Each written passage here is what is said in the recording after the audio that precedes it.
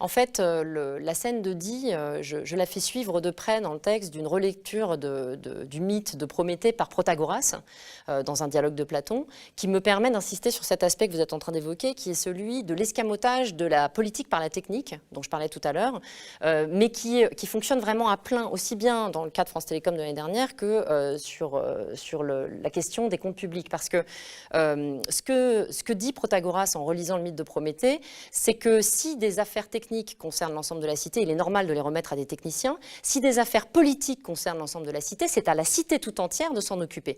Et ce qu'il met en évidence ainsi, c'est qu'il y a une contradiction dans les termes, en fait, à dissoudre la technique dans la politique dans la technique. Cependant, c'est l'opération majeure du néolibéralisme. Et c'est une des choses que j'ai essayé d'attraper dans le texte avec la figure de la technicisation. J'évoquerai après toutes les figures peut-être, mais en tout cas, il y en a une qui est centrale, c'est la technicisation, qui consiste évidemment à draper dans des oripeaux techniques, c'est ce que j'ai dit tout à l'heure avec le préfet, des décisions qui de cette manière deviennent indiscutables.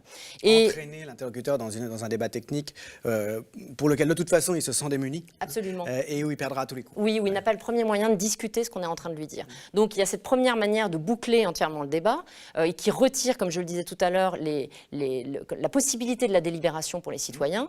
Mais il y a un deuxième élément, alors cette fois-ci qui tient à une autre figure de style du discours de la dette. Je rappelle qu'il y en a 6.